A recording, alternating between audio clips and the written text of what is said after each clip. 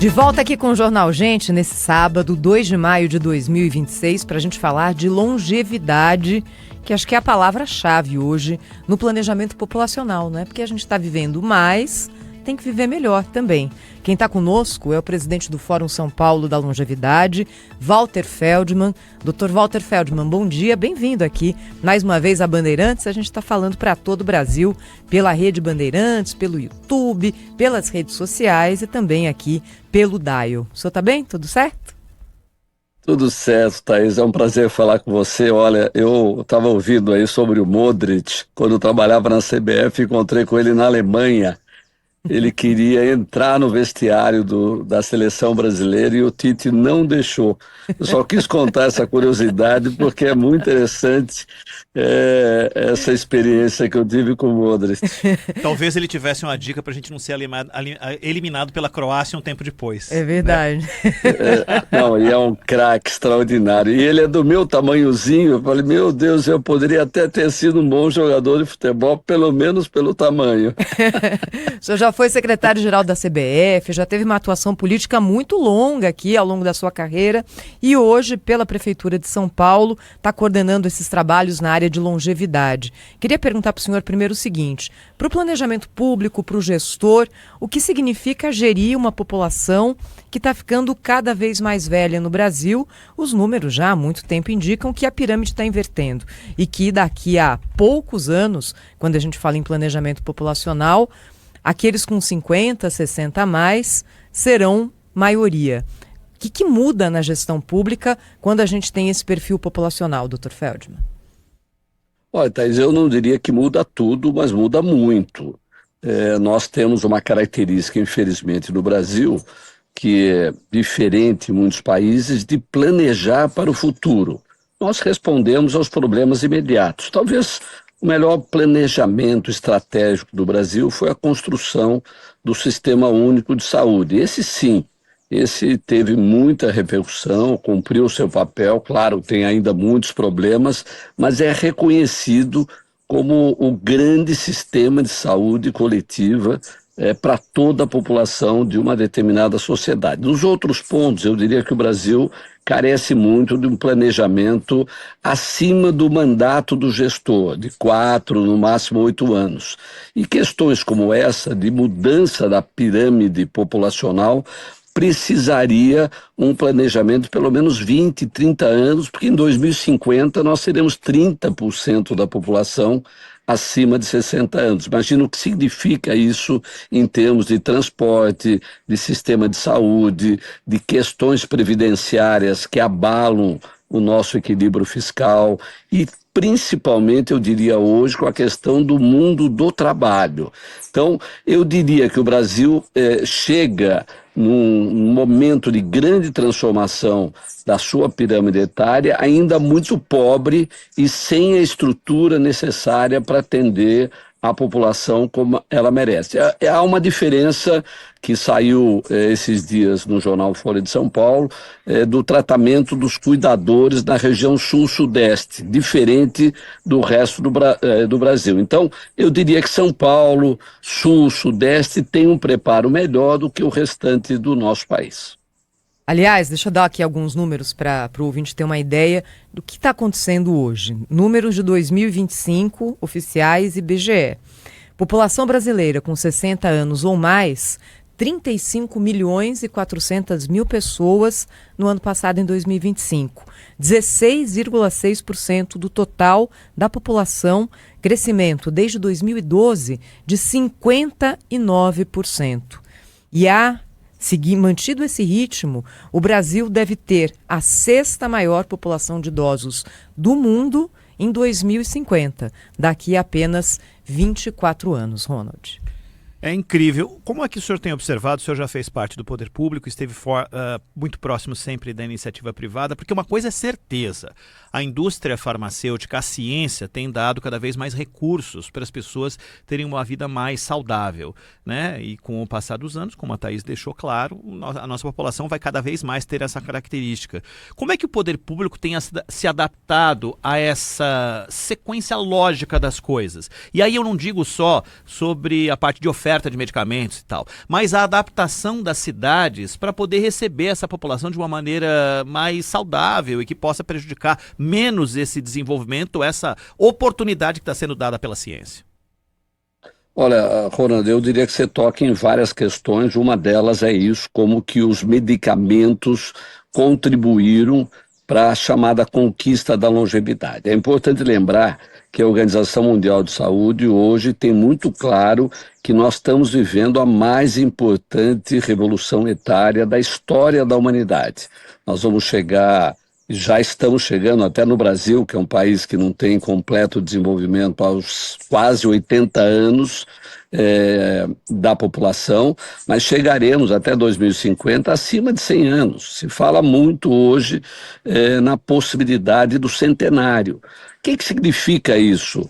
A Previdência vai ter que rever o seu modelo, porque não é possível. O mercado vai ter que absorver uma população que aos 60, 70, 75 anos ainda tem total condição de continuar trabalhando, até trazendo a sua experiência, o seu vocabulário, o seu repertório hoje muito mais conectado com a inteligência artificial do que a própria juventude, que está perdendo o vocabulário para poder se conectar com ela. Ou seja, um mercado que vai abrir espaço para um novo empreendedorismo. E eu diria, Ronaldo, que é muito interessante como a Prefeitura de São Paulo tem se empenhado nesse aspecto. Uma aliança que nós fizemos no Fórum da Longevidade, houve a construção de um grupo de trabalho de 14 secretarias municipais que hoje tem quase 80 políticas públicas ligadas à longevidade. Então, isso significa um preparo, a construção de um modelo transversal, porque senão fica a saúde aumentando os leitos, o sistema da promoção social aumentando os antigos asilos, hoje instituições de longa permanência, mas esses programas não se conectam. Nós precisamos ter um sistema absolutamente integrado. Hoje a Organização Mundial de Saúde recomenda a construção de cidades amigas do idoso. Se ela for amiga do idoso, ela será amiga de todas as outras faixas etárias, pelas condições que essa cidade, do ponto de vista urbanístico, arquitetônico, terá que produzir.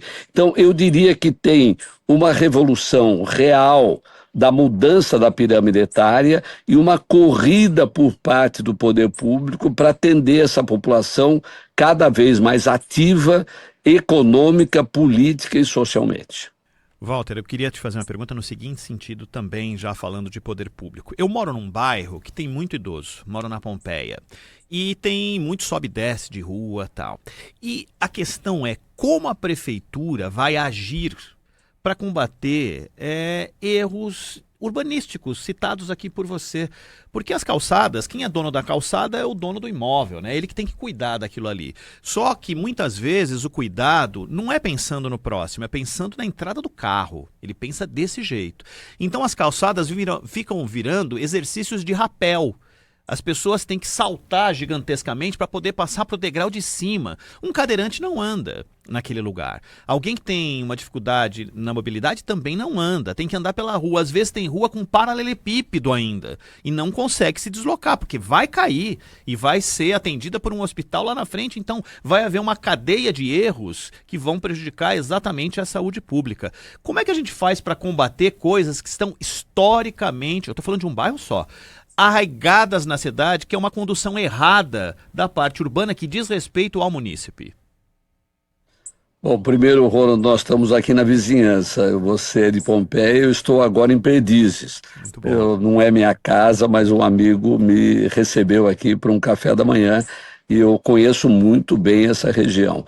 Você tem toda a razão, imagina como que é a situação em São Miguel Paulista, em Campo Limpo, em Interlagos, são situações muito dramáticas. Vocês sabem, eu fui secretário das subprefeituras e nós construímos o primeiro bairro amigo do idoso na Vila Mariana, naquela região do Hospital São Paulo, antiga gastroclínica, exatamente construindo um modelo de calçadas para que a população longeva pudesse ter acesso a esses equipamentos de saúde. Eu diria que é uma questão central da nova arquitetura de uma cidade comprometida com o cidadão, mas particularmente com aqueles que precisam andar, precisam deambular, e não apenas para buscar equipamentos de saúde ou equipamentos de caráter social ou caminhar para o seu trabalho, mas é também para estimular a caminhada, que é fundamental para a conquista da longevidade, que é a atividade física permanente, que sem calçada, só com parques, nunca será suficiente. Eu diria que é uma proposta que eu já fiz à prefeitura, nós conseguimos iniciar esse processo na década no início do ano 2000, no governo prefeito José Serra, e isso tem que ser retomado, e você falou muito bem, responsabilidade da calçada, muitas vezes desconhecido, é do cidadão, é do morador. Se nós fizéssemos um programa muito bem articulado, de tal forma que pudesse haver uma facilitação articulado com o setor privado para a reconstrução das calçadas em São Paulo, seria, na minha opinião, inclusive uma grande bandeira da Rádio Bandeirantes para a gente continuar nessa perspectiva de São Paulo, hoje talvez a cidade mais importante do planeta, já considerada cidade amiga do idoso. Aliás, Walter Feldman, aí você me dá o gancho para contar aqui a todo mundo que está acompanhando o Jornal Gente hoje que esse tema vai ser assunto, vai ser pauta de um fórum na Bandeirantes no dia 20 de maio, trazendo especialistas, trazendo médicos, trazendo gestores públicos, toda a parte da arquitetura das cidades. A gente quer falar sobre longevidade e então você já coloca na sua agenda 20 de maio, a partir das 3 da tarde, claro, com o Walter Feldman também, que é o presidente do Fórum São Paulo da Longevidade, nesse debate aqui na Bandeirantes. Aliás, Walter, qual que é o trabalho do Fórum São Paulo da Longevidade? Eu queria, Thaís, aproveitar o seu convite para dizer que a Bandeirantes faz 89 anos. Então, é uma instituição Quarta-feira agora. O ano que vem, 90 anos, imagina, caminhando para o centenário. Então, nós estaremos juntos para celebrar, comemorar, participar e debater o assunto. O Fórum da Longevidade, ele já existe há 8 anos. Nós vamos fazer a 8ª edição agora, em setembro, no Parque Ibirapuera. As outras vezes nós fizemos em centro de convenções, mas agora nós vamos para o parque, que é o local que a gente quer.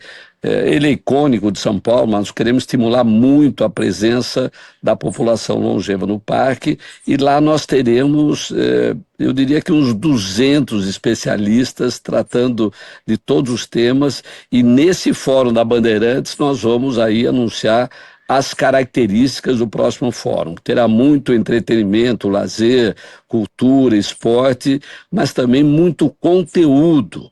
Discutir questões relativas à sexualidade, à previdência, ao empreendedorismo, tudo que hoje diz respeito a essa população. E só lembrando, essa população que já tem 60 a mais, mas nós estamos esperando a população jovem que em 2050, hoje com 25 anos, terá 60 anos. Então é uma construção transgeracional.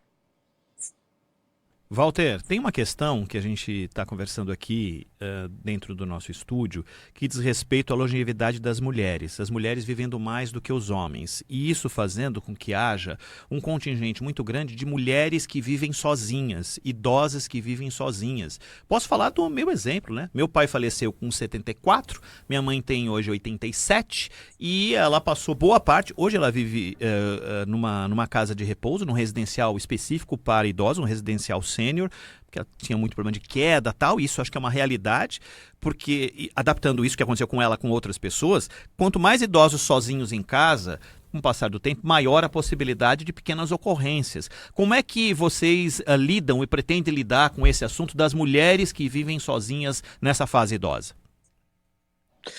Você tocou, Ronaldo, a questão das mulheres, mas eu diria que tem também uma grande população masculina que vive sozinha. Vive ou na solidão ou na solitude, vive com apoio de cuidadores ou não, com apoio de algum familiar ou não. Não é uma situação fácil. Hoje nós temos instituições de longa permanência, é o caso da sua mãe, privada, algumas já em caminho de construção pública, mas é um tema central.